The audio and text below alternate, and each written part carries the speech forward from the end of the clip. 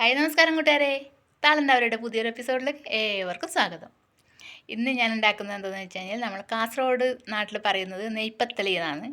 ഇനി നിങ്ങളിൽ നാട്ടിൽ എന്താ പറയുന്നതെന്ന് എനിക്കറിയില്ല. ചിലവർ അതിന് പൂരി എന്ന് പറയുന്നുണ്ട്, പക്ഷെ പൂരി അല്ല കേട്ടോ. പൂരി എന്ന് പറയുമ്പോൾ നമ്മൾ അരി കൂട്ടിയിട്ടല്ല ചെയ്യൽ. പൂരിക്ക് നമ്മൾ റവയോ മൈദയോ ആട്ടപ്പൊടി അങ്ങനെ ഒന്ന് വെച്ചിട്ടാണ് നമ്മളെ നാട്ടിൽ പൂരി എന്ന് പറയൽ. പക്ഷെ ഇത് അരി വെച്ചിട്ടുണ്ടാക്കുന്ന സാധനമാണ്, നെയ്പ്പത്തളി എന്നാണ് നമ്മൾ പറയൽ. അപ്പോൾ അത് എങ്ങനെ ഉണ്ടാക്കുന്നതെന്ന് കണ്ടു നോക്കിയാലോ. പോകാം വീഡിയോയിലേക്ക് പോകുന്നുള്ളൂ കേട്ടോ. നെയ്പ്പത്തരി ഉണ്ടാക്കാനുള്ള അരി ഞാൻ പൊതിർത്ത് വെച്ചിട്ടുണ്ടായിരുന്നു, അതിനെ പൊടിച്ചെടുത്തിട്ട് വെച്ചിട്ടുണ്ട്. ഇത് പൊടിച്ചെടുത്ത മിക്സിയാണ്. ഇതേ മിക്സിയുടെ ജാറിലേക്ക് നമുക്ക് ഈ തേങ്ങയും കുറച്ചും സവാള കുറച്ചും ജീരകം പിന്നെ ഉപ്പും കൂടി ഇട്ടിട്ട് നമുക്ക് ഇതിനെ ഒന്ന് അരച്ചെടുക്കണം. അരച്ചെടുത്തതിന് ശേഷം നമ്മൾ ഈ പൊടിച്ച് വെച്ച പൊടി ഇതിൽ ചേർത്തിട്ടാണ് നമ്മൾ ഇതിനെ നെയ്പ്പത്തളി ചൂടേണ്ട മാവാക്കിയിട്ട് മാറ്റുന്നത്. അപ്പോൾ നമുക്ക് ഇതൊന്ന് അരച്ചെടുത്തിട്ട് വരാം. നമുക്ക് ഇതിൽ തേങ്ങ കൂട്ടി എത്ര പോരെ ഇതിന് ടേസ്റ്റും കൂടും സോഫ്റ്റ്നെസ്സും കിട്ടും. അപ്പോൾ അതുകൊണ്ട് തേങ്ങ കൂടുതൽ കൂട്ടുന്നതിനെ കൊണ്ട് പ്രശ്നമൊന്നുമില്ല. ഒരു സവാള അരിഞ്ഞിട്ടുണ്ടായിരുന്നു, അതും കൂടി ചേർത്ത് കുറച്ചും ജീരകവും കൂടി ചേർത്ത് കഴിഞ്ഞാലാണ് ഇതിൻ്റെ ഒരു ശരിക്കുള്ള ടേസ്റ്റ് കിട്ടുന്നത്.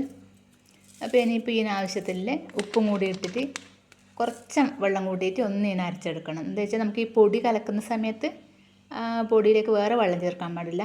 അപ്പോൾ അതുകൊണ്ട് ഇതൊന്ന് അരച്ചെടുത്ത് വരാം. ഇത് നമ്മൾ ആ തേങ്ങാക്കൂട്ട് അരച്ചെടുത്തിട്ടുണ്ട്. ഇത്ര വരെ വെള്ളം ഇതിൽ ചേർക്കാൻ പാടില്ല. ഇതിലധികം ചേർത്ത് കഴിഞ്ഞാൽ നമുക്ക് നമ്മളെ പൊടി നനച്ചെടുക്കാൻ പറ്റില്ല. അത് നനച്ചെടുക്കുന്ന സമയത്ത് ഒരുപാട് വെള്ളമുണ്ട് എങ്കിൽ അത് നമുക്ക് നമ്മൾ ചപ്പാത്തി പരുവത്തിലല്ല നമുക്കിതിൻ്റെ ചപ്പാത്തിയുടെ മാവ് വയ്ക്കുന്ന ആ പരുവത്തിലേക്ക് നമുക്കിതിനെ കുഴച്ചെടുക്കണം. അപ്പോൾ അതുകൊണ്ട് നമുക്ക് കുറേശ്ശെ ഇട്ടിട്ട് ഇതിനെ ഒന്ന് കുഴച്ചെടുക്കാം. ഇത് നമുക്ക് അരി അരച്ചെടുക്കുകയും ചെയ്യാം കേട്ടോ. നമ്മൾ തേങ്ങയുടെ ഒപ്പരോട്ട് അരി അരച്ചെടുക്കുകയും ചെയ്യാം. നമ്മൾ അരിപ്പൊടിയും തേങ്ങാക്കൂട്ടലും കൂടി കുഴച്ച് സെറ്റാക്കി വെച്ചിട്ടുണ്ട്, കണ്ടില്ലേ. ഇത് നമുക്കൊരു ബൗളിലേക്ക് മാറ്റി വെക്കാം.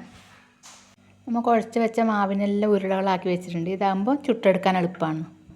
ഇത് ഞാൻ നമ്മളെ പ്രസ്സിൽ വെച്ചിട്ടാണ് അമർക്കുന്നത്. അല്ലാതെ നമ്മൾ നല്ലൊരു തോർത്തിൽ വെച്ചിട്ട് ഉരുള വെച്ചിട്ട് നമ്മളൊരു പ്ലേറ്റ് വെച്ച് അമർത്തി കഴിഞ്ഞാലും നല്ല അപ്പമായിട്ട് കിട്ടും. പക്ഷെ ഞാൻ ഇതിവിടെ പ്രസ്സില്ലത് കൊണ്ട് ഇതിൽ വെച്ചിട്ട് അമർത്തി. ഇതാകുമ്പോൾ കുറച്ചും കൂടി എളുപ്പമല്ലേ എന്ന് വിചാരിച്ചിട്ട്. അപ്പോൾ ഇങ്ങനെ അമർത്തി കഴിയുമ്പോൾ നമുക്ക് നല്ല റൗണ്ടിൽ കിട്ടും, കണ്ടില്ലേ. അപ്പോൾ നമ്മൾ എണ്ണ നന്നായി ചൂടായിട്ടുണ്ട്. നമ്മൾ പ്രസ്സിൽ വെച്ച് പരത്തിയ മാവിൻ്റെ അത് നമ്മൾ അതിലേക്ക് ഇട്ട് കൊടുക്കാം. അത് നന്നായി പൊങ്ങി വരുന്ന സമയത്ത് രണ്ട് ഭാഗം മുരിച്ചെടുത്തതിന് ശേഷം വാങ്ങിയെടുക്കാം. നമുക്ക് ഇനിയിപ്പോൾ ബാക്കി ഉരുളകൾ ഉണ്ടാക്കി വെച്ചിട്ടുണ്ടല്ലോ, അതെല്ലാം നമുക്കിത് കണക്കെ ഇട്ടിട്ടൊന്ന് ചുട്ടെടുക്കണം. ഇത് നമ്മളിങ്ങനെ പരത്തി വെച്ച് കഴിഞ്ഞാൽ ഉണ്ടാക്കി വെച്ച് കഴിഞ്ഞാൽ എളുപ്പമാണ് സംഭവം, പെട്ടെന്ന് ചെയ്തെടുക്കാൻ പറ്റും. കണ്ടില്ലേ, നന്നായി പൊങ്ങി വരുന്നുണ്ട്. അപ്പോൾ ബാക്കി ഉരുളകളെല്ലാം ഞാനിതുപോലെ ഒന്ന് ചുട്ടെടുത്തതിന് ശേഷം കാണിക്കാം. ഇത് ഉരുളകളാക്കി വെച്ചത് കൊണ്ട് പെട്ടെന്ന് ആവുന്നുണ്ട്, കണ്ടില്ലേ. അപ്പോൾ അങ്ങനെ നമ്മൾ അപ്പം ചുട്ടിട്ട് ഫിനിഷിങ് ആയി കഴിഞ്ഞു.